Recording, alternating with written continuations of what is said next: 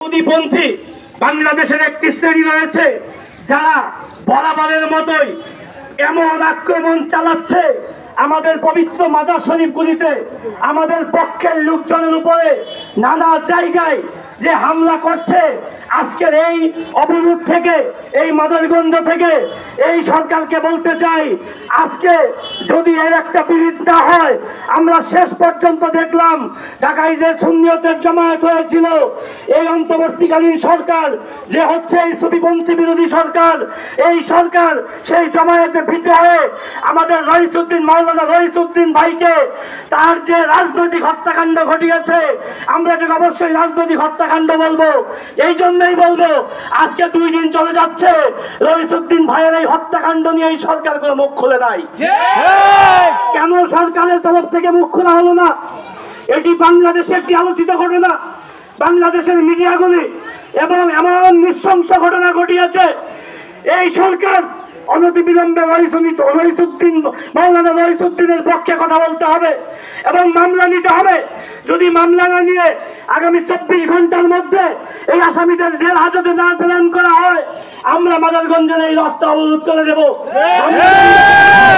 যতক্ষণ পর্যন্ত মামলা নেওয়া না হবে, যতক্ষণ পর্যন্ত আসামিদের গ্রেফতার করা না হবে, আমরা আজকে প্রতীকী ধর্মঘট করছি, প্রতীকী অবরোধ করছি।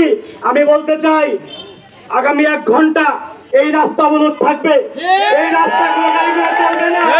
এই খবর ঢাকায় পৌঁছাইতে হবে।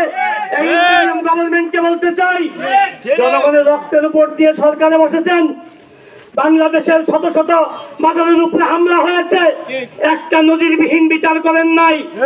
জনগণ আপনাকে ক্ষমতায় বসিয়েছে, ওই চেয়ার দিয়েছে এই সুবিবাদীরাই, এই জনগণই আপনাকে আবার চেয়ার থেকে নামায় ফেলতে পারে। যদি মাওলানা রইসউদ্দিন হত্যার বিচার না হয়, যদি আসামিদের গ্রেফতার করা না হয়, আপনি ক্ষমতা ছেড়ে দিবেন। আপনার বাংলাদেশের একজন মাওলানাকে হত্যা করে, এই মব জাস্টিস করে, এই অন্যায় নৃশংস হত্যাকাণ্ড আপনারা দেখেছেন ভিডিওতে। পানি দিতে চেয়েছিল, সেই পানি তার মুখে দেয় নাই। কারবালার ঘটনা ঘটিয়েছে নৃশংস জানোয়ার। এই ঘটনা কোনোভাবে আমরা মাদারগঞ্জ থেকে মেনে নিতে পারি না। বাংলাদেশে যারা রয়েছেন সুফিপন্থী, তীব্র প্রতিবাদ করবেন, এই আশাবাদ ব্যক্ত করি।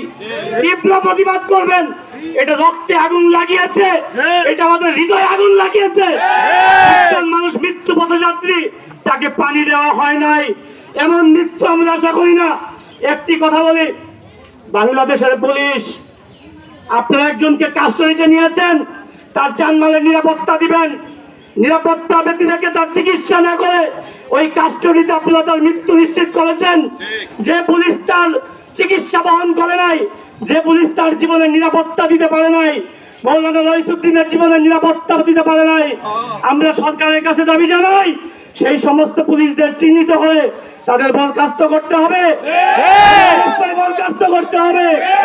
এই মুহূর্তে যদি না করা হয়, আগামী 24 ঘন্টার মধ্যে যদি আসামিদের জেল হাজতে প্রেরণ করা না হয় এবং ওই পুলিশদের বিরুদ্ধে বিচার বিভাগীয় তদন্ত করে তাদের যদি শাস্তির আওতায় না নিয়ে আসা হয়, আমরা এই মাদারগঞ্জের এই হাইওয়ে রোড অনির্দিষ্টকালের জন্য বন্ধ করব। সবাইকে ধন্যবাদ জানিয়ে আজকের এই সমাবেশ প্রতিবাদ জানিয়ে আমি সালাম জানিয়ে শেষ করছি আমার বক্তব্য। আসসালামু আলাইকুম। আমাদের সম্মুখে সেই মাওলানা রইসউদ্দিন